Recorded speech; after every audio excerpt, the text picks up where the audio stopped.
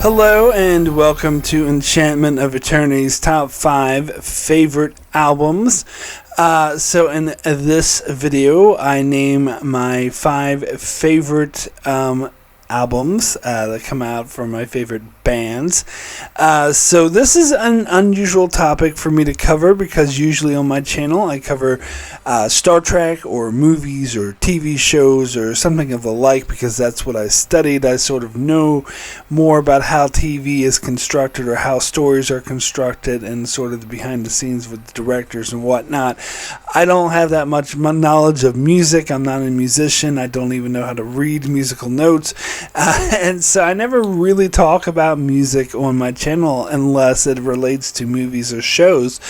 So this is unusual for me, but I decided to do this because I've been watching a lot of YouTube videos on music and people analyzing music, and that got me interested to sort of talk about what albums I really like and I think are masterpieces pretty much, and it's, I thought those who watch my channel might be interested to hear what my personal tastes in music are and what influences me and what music I like to listen to.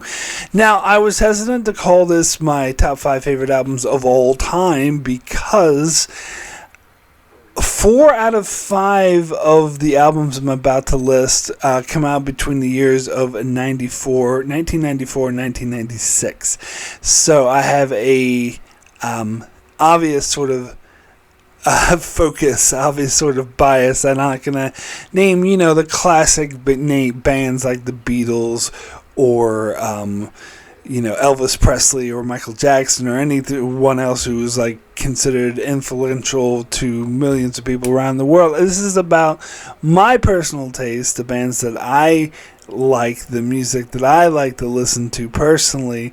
And I was a teenager in the 90s, and it was a very influential time in my life. So that's sort of what I sort of got attracted to. Now, the one album that's not during that brief time period, it came out in the year 2000, so not that long after, so it's a narrow focus, and all 5 of these albums would be considered in the sort of very large, vague umbrella of alternative rock, which I don't think is a real genre, and so that is particularly focused. I'm not going to have country music or hip-hop music or go off into all these different genres. I'm very focused, although I would argue that there is a diversity in the albums that I chose, but they would all be considered the huge general umbrella of alternative rock. So those are disclaimers that you probably should be aware of going forward, but this is about what influenced me or what I like to listen to. Now, it's not saying I only listen to bands from the 90s. I listen to a lot of contemporary music or music before the 90s, all sorts of sort of music, although I do gravitate more towards rock, I will say. But when I was feet to the fire and coming up with the albums that I think are pure masterpieces, I did consider more modern albums or even earlier albums, but the ones that really I thought personally, just my personal taste, that were masterpieces just so happened to come out in the mid-90s. So that's simply what I chose. Now, there will not be any samples of the music in this video because YouTube is very particular about that, and I don't want to anger the YouTube gods about that. However, if you would like to see an extended version of this video where that may not be the case, you can check out my link in the description below. Will link you to the extended version of this video that's much longer, that will be on my Patreon. However, it's open to the public, so you don't have to be a Patreon supporter in order to watch it. I'll put the link to that version in the description below if you're interested in watching that. Anyway, so I'm going to go through my 5 favorite albums. And then I'm going to have a list of things that I'm going to talk about for each album. First, I'm going to start with my overall thoughts, then I'll get into my thoughts on the artist, then I'll name the skippable songs. Even though I like every song on these albums, there are some songs that I like less than others, that if I listen to the album too much, I tend to skip over them. And in contrast to that, the next thing I'll talk about is my most played songs, the ones that I single out and listen to the most because I like them the most. Then talk about the radio songs, what was popular, what was played on the radio from these albums, and then I'll get into some of my personal nostalgia with the album, what it reminds me of personally, and sort of why I have some attachment to it. Then I'll get into some of the meaning of the album, like what the artist intended, or perhaps just popular interpretation of what the album means, and then some unique notes, like something that I would like to say that's unique to that album. Alright, so let's go ahead and get started. So I'll start with my number 5, fifth favorite album, and that is Kid A by Radiohead. So this is the album that I mentioned before. That is the outlier that came out in the year 2000, rather than that brief 3-year period of 94 through 96, which the rest of the 4 albums will fit into. Anyway, overall thoughts on the album. It is sort of an electronica, I suppose you would call it. It's a very sort of soft, very mellow, very sort of mostly relaxing album to listen to. Thoughts about the artist. So Radiohead became very popular with, of course, the song Creep, but also the album OK Computer. And this was sort of made as purposely to be very different from that, to sort of step away from the sort of popular rock sound and do something more experimental, which was criticized by many as being pretentious, but it's something that obviously attracted me. Now, skippable songs on the album, in my opinion, would be Kid A, Tree Fingers, and In Limbo. These are mostly instrumental, kind of could be considered interludes because they're kind of short. I never really cared for these, and I tend to skip them if I listen to the album more frequently. Most played songs would be Everything in Its Right Place, How to Disappear, Idiotique, and Motion Picture Soundtrack. How to Disappear in particular has always been a particular favorite of mine. It's very sort of somber, something I listen to when I'm feeling a bit down, whatever. Idiotique is quite an upbeat critique of global warming deniers, and sort of really like the message of that song. And Motion Picture Soundtrack is very sort of classically romantic, kind of brings me to tears. I remember hearing an instrumental version of this in Westworld's season 1 that really hit me in all the right places emotionally. Radio songs, none. There are purposely no radio songs. There were no singles, no videos made.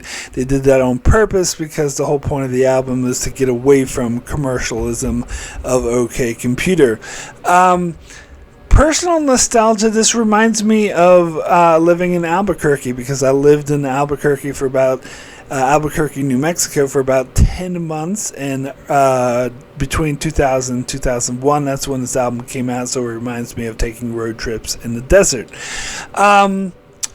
Meaning of the album, this album was actually made to sort of, it was about how the band, and Thom Yorke in particular, felt burnt out and overwhelmed during their popularity of OK Computer and their tours. In particular, Thom Yorke told a story about the song How to Disappear, where he told the story, recounted the story playing a huge, festival, I believe it was in Ireland, and he was overwhelmed. He didn't want to do it. He didn't want to perform in front of that many people, and he talked to his friend Michael Stipe, the frontman of REM, who and asked him, because he plays a lot of large shows like that, so asked him on his advice on how to handle that, and he told him that he should just keep repeating to himself, "I'm not here, this isn't happening." And so that is the chorus of that song, "I'm not here, this isn't happening." So it's a really sort of, and that's kind of not very relatable because not everyone plays huge festivals and popular rock bands, but I think the general theme of it is relatable. That is something that you would repeat to yourself if you're in a situation that's really you don't like, or something that's really disheartening, that you want to just disappear and not actually be there. So I think it's relatable in that way. As I mentioned, the song Idiotique was clearly about global warming deniers, which I really like that. And the song Morning Bell is also about a divorce. The lyric "cut the kids in half" I think was a clear thing about how when you divorce you had to divide your attention between kids and stuff like that. Unique notes about this album. It was made, the next album, Amnesiac, was sort of made, recorded in the same sections, but they released it as a separate album a year later. I actually much prefer Kid A over Amnesiac, and Amnesiac reminds me of Portland, Oregon, because I moved there when that was released. But anyway, yeah, so that is Kid A. So now I'll get to number 4 on my list, my favorite albums that I think are near perfect, which is To Bring You My Love by PJ Harvey. So overall thoughts on this album is kind of a mix between rock, electronica, and kind of Spanish guitars sort of feel to it. It has a very unique, and I sort of seek out the albums with sort of very unique sounds to it. PJ Harvey's earlier stuff, which I do like, but not as much. It was sort of more raw rock, is sort of more raw energy to it. And the album that came out after this, which was Is This Desire, was more sort of soft electronica based, where I find this is sort of a mix of that, and also has its own unique sound of sort of that reminds me of like the Spanish guitars or Latino type music. Thoughts about the artist. PJ Harvey kind of has a cult following. She is fairly well known, but I wouldn't say she is, household name like some of these other bands like Radiohead and other ones I'm about to mention are more household names. She's more sort of unique, but fairly well known. Skippable songs on the album, Working for the Man and I Think I'm a Mother. I still like these songs, but maybe not as much as the other ones. I tend to skip them a bit more. Most played songs: To Bring You My Love, Teklo, Long Snake Moon, Down by the Water, and The Dancer. Long Snake Moon was one of the first songs that got into this album. I remember listening to this a lot in 95. It's more sort of heavy rock bass kind of stuff I like to listen to. Teklo was a bit softer, but I remember still really liking that, and Down by the Water had that electronica sound to it. The Dancer I actually didn't get into until several years later, but I fell in love with that song when I did. Radio songs was Down by the Water. I think they had a video for Come On Billy as well, but really Down by the Water was the big hit from this album. Personal nostalgia, I remember listening to this album a lot when I first went to New Zealand in 1999, even though as I said, I started listening to this album in 95, but I didn't listen to the entire thing. It wasn't until 99 that I really got into the entire thing and really appreciated it. Meaning, PJ Harvey tends to tell stories. Like, sometimes they're even based off of novels or whatnot, and it's not necessarily about her own life, but sometimes she draws parallels from her life, as any good storyteller does. I personally would describe this album as being about stories of despair and desperation. That tends to be a theme I sort of noticed. Now, unique notes about the album, I nearly actually went with Is This Desire, has my number 4, But then when I thought about it, even though Is This Desire has more nostalgia for me, when I thought about which album do I actually like better, which one do I actually think is better, it was definitely this one, To Bring You My Love. I just think it's, a near masterpiece and definitely very more unique. So, now next we'll get into my number 3, my third favorite album. Now I will say before I get into my top 3 that I've been thinking about this idea for almost a year now, and when I first came up with the idea, I immediately came up with my top 3. Like, that was clear to me what my 3 favorite albums are, the ones I think were near perfection. It took me a lot longer to come up with number 4 or 5 to try to sort of really pin it down. So these are the 3 that I really, really love. So anyway, I'll get to my number 3, which is Boys for Pele by Tori Amos. Overall thoughts on this album, it's kind of a mix between classic piano, which Tori Amos is known for, and sort of more sort of rock, but also a bit of sort of dance techno-ish, which again, some of her earlier albums were more about the straight out piano or more rock based with piano, and then her later albums would get into the more dance techno thing, and this is kind of a mix between them, which is a theme. I always pick the ones that it's like a mix between these different things because I like the unique sounds. Thoughts about the artist? Tori Amos is actually from my home state of Maryland, although she apparently grew up on the Eastern Shore, which is more sort of rural, and so was brought up in a more traditional conservative religious background, which kind of influenced her, although I think she is a lot more new agey. In fact, reminds me of a lot of typical sort of middle-aged new age people that I knew as when I was younger. Skippable songs, Muhammad My Friend, Way Down, Agent Orange, the Donut song. Most of those are considered like interludes, again, sort of shorter songs that I never really got into. Muhammad My Friend was just a bit too religious themed for me, and I tend to avoid her more religious themed songs. And also the sound of it never really resonated with me. So most played songs: Father Lucifer, Professional Widow, Marianne, Caught on a Light Sneeze, Hey Jupiter, Not the Red Baron, Putting the Damage On. Always loved Father Lucifer for the different, how she overlays her voice and has like 3 different tracks with her singing and overlaying it. That was a very unique theme. Professional Widow was a very sort of bopping, sort of more dance type techno-ish song that I always loved. And Caught a Light Sneeze, also really liked that. Marianne I always liked singing that to myself. Hey Jupiter is probably my favorite song from the album, the one that really resonated with me personally, always listening it to when I was feeling sad. Not the Red Baron is also a really great song that I think is really underrated and underappreciated even by Tori Amos fans.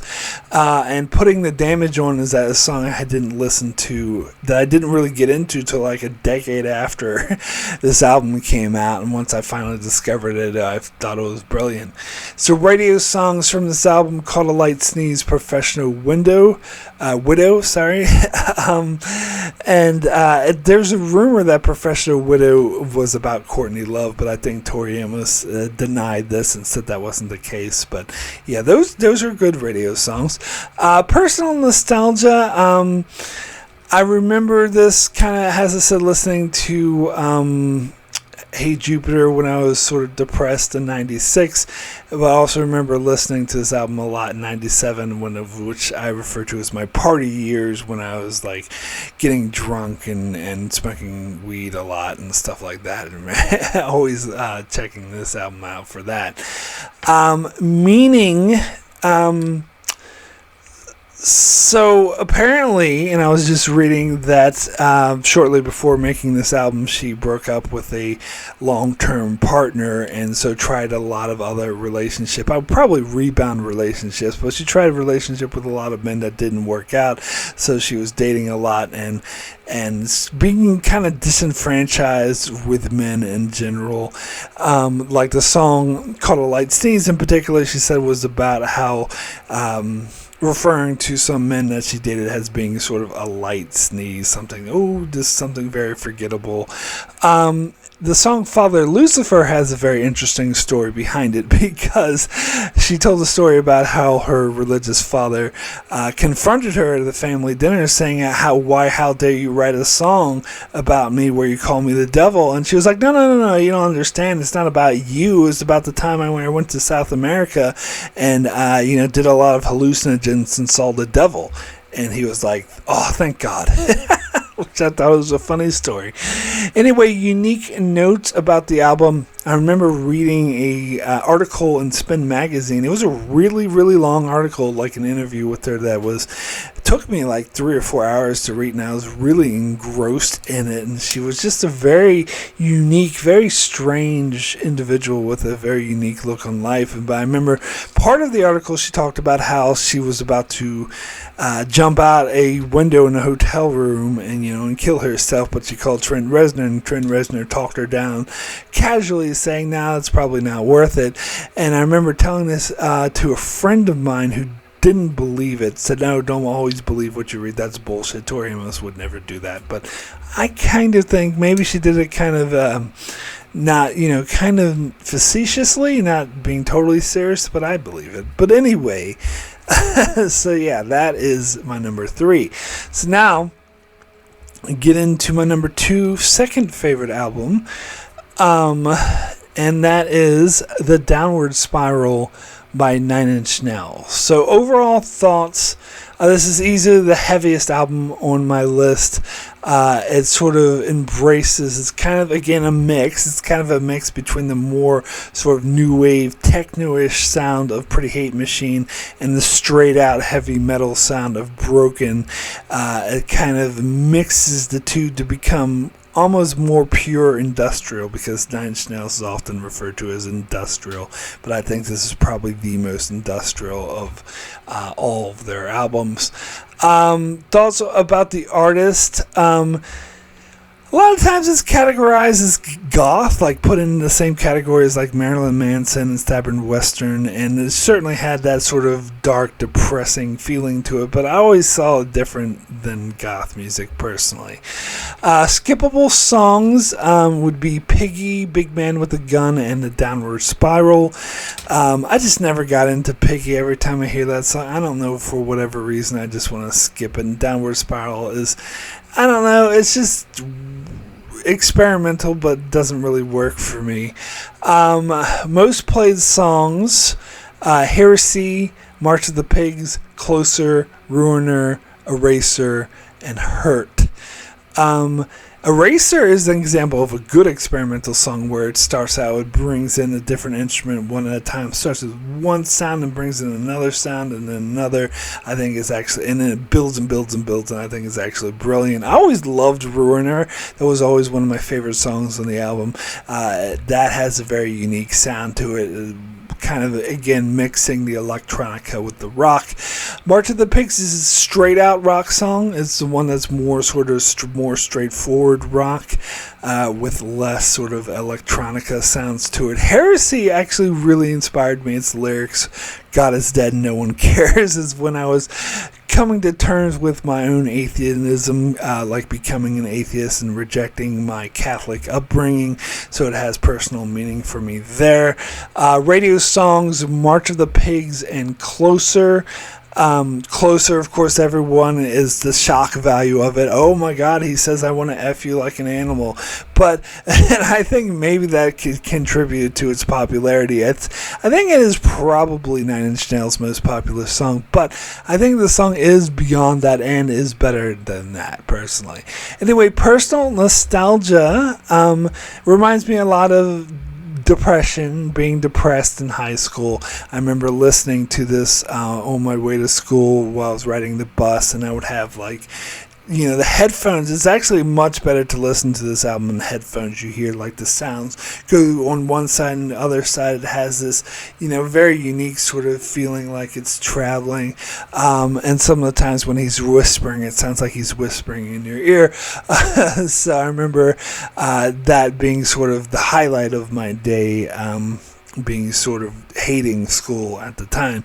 Anyway, meaning for the album, it is widely known as a concept album about a fictional character, the protagonist, who is so very depressed and thinks that he ruins everything he touched, and he tries to sort of fill his life, fill the void with sex and drugs, but it just makes him numb and doesn't make him better, and of course he gets quite suicidal.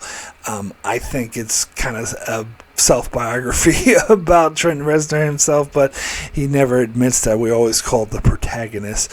Anyway, unique notes about the album. I used to go into bits of rage for like the past couple decades whenever anyone said that Johnny Cash's cover of Hurt was better, or they said that it referred to Hurt as a Johnny Cash song. Now, don't get me wrong, I do like Johnny Cash's version. It's a perfectly respectable cover. Johnny Cash is a legend for good reason, but Hurt just resonated. It had such deep personal meaning for me. Reznor's original, that is, and while I think it's flattering that Johnny Cash would cover his song, I think it doesn't really hold a candle to it. I get that more people like it because it's actually by nature it's created to be more. It has a more poppy sound to it, so it would appeal more to wider audiences. But it doesn't have that deep sort of feeling to it to me. In fact, part of Johnny Cash's approach was to have a sort of more flat, monotone sound to his voice, which some people do believe is appropriate because it explains this sort of a feeling of someone at the end of his life looking back in his life and feeling sort of empty. But to me, that's not as powerful as the way Reznor sings it, where every single note, every single word, every single sound is just oozing with agony and despair, and that is what really, to me, that's way more powerful, and that's what really resonated with me personally. And so I tried to stop, bursting out in rage for people who say that Johnny Cash's version is better. And people often throw into my face that, even Reznor himself said Johnny Cash did a better version. Of course he would say that. He has low self-esteem and he admires Johnny Cash. Of course he's going to say that. It actually doesn't mean anything. And the thing is, I've learned to sort of let it go because it doesn't really affect me. If people want to be wrong, they can be wrong. That's okay. Anyway, so now we'll get into my number one favorite album of my lifetime, which all happens to be in the 90s.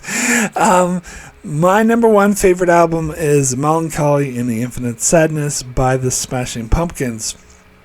So overall thoughts, this album is kind of a mix between heavy and soft songs. And I remember arguing this with my sister because she was a huge fan of Siamese Dream, and I never really liked Siamese Dream. In fact, I didn't like the Smashing Pumpkins until this album came out, and then I changed my mind about them and I started to really like them. But in the retrospect later, I got to appreciate Siamese Dream, but I never liked it as much as this album.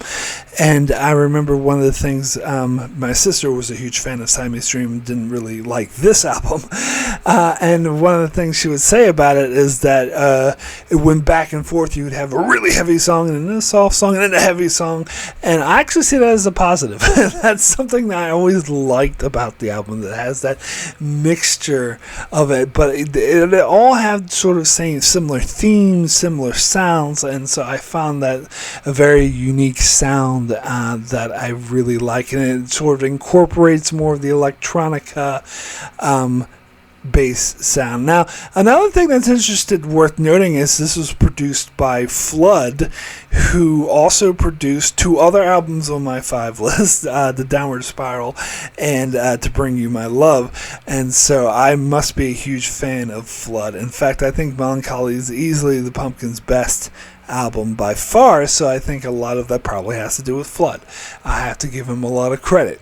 Anyway, thoughts about the artist. I was obsessed with this band for more than a decade of my life. I met my ex-wife on a Smashing Pumpkins message board. She was obsessed with the band. We used to follow the band, like constantly go to concerts and listen to them all the time, which is part of what makes it harder for me to listen to them now, because it makes me think of my ex, which is not something I really want to do.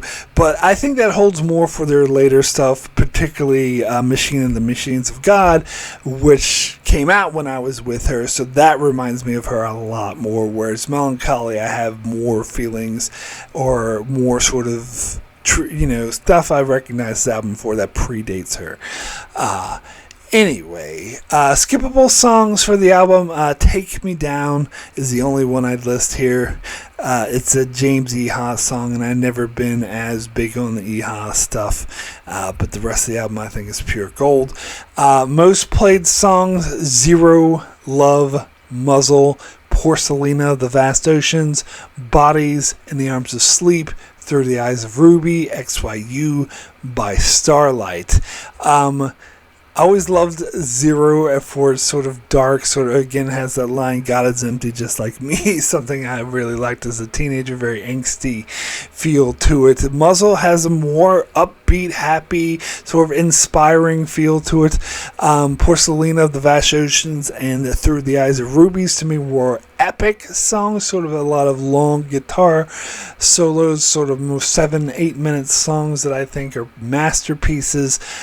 Bodies, I always loved, always been one of my favorite songs, underrated song, very sort of heavy, sort of despairing song about love is suicide being the main lyric, sort of that sort of down, sort of depressing type feel to it. In the Arms of Sleep, sort of, I related to the song a lot more than I probably should have, about a song, a softer acoustic song about feeling empty inside and saying that you need another person in order to find meaning in your life, which is actually very negative, very sort of toxic way to live your life. And then By Starlight, similar to that, just it's about the facade of what we do.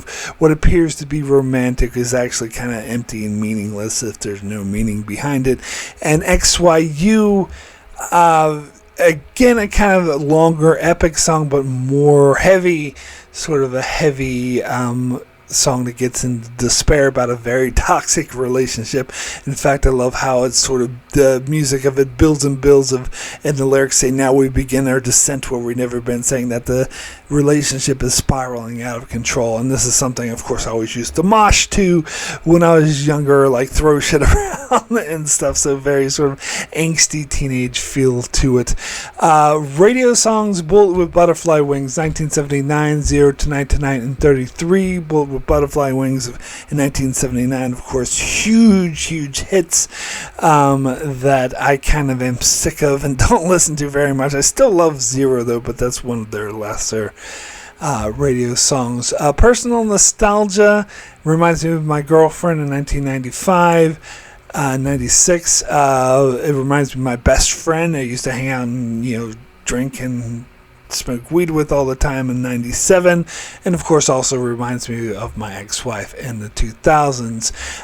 Meaning, the kind of abstract songs, Corgan doesn't really like to talk about meanings of his songs, and he insists that this isn't a concept album, but I find that it has a very sort of astrology, kind of old-timey fairy tale themed, particularly the artwork has that, where it has it looks like Earth 30s or 20s versions of people on the stars and moons and stuff like that. And I found when I listen to it, I kind of hear that theme in the songs. But also, this album was written shortly after Billy Corgan divorced, so I think a lot of the songs do have to do with the feeling of despair and divorce and going through it, which is something I can relate to in the later parts of my life. Unique notes about the album: The best song on this album is The Airplane Flies High, Looks Left, Turns Right, and it's not on the album. So the best song on the album is not on the album. It's actually a B-side that was released on the single. And to me, this is a long song, epic song, kind of like XYU. It's actually very heavy, but it's less sort of, XYU is more sort of hectic and you want to throw stuff around and mosh, where this is more of the despairing kind of heavy, that it oozes despair. And this one was very clearly written about his divorce, and it was about the feelings of despair and loss that you feel after a divorce, and it really relates. I can really relate to it emotionally, and I think it is probably my favorite song of all time, which I think it is a pure masterpiece. So that is it. Those are my 5 favorite albums of all time, or my lifetime, whatever you want to say. So thanks for watching, and I hope you found this interesting. This is my taste in music. I won't really be talking about music again. This is the only sort of video that I kind of make about my musical taste, except for as it relates to Star Trek and movies, which I'm sure I'll do more of that, but I'm going to focus more on movies and shows, which is what my channel is about, which you can check out as I'm covering Star Trek Next Generation at the moment, and do many more videos on sci-fi shows and movies. So be sure to subscribe so you can keep up with all of that, and thanks a lot for watching.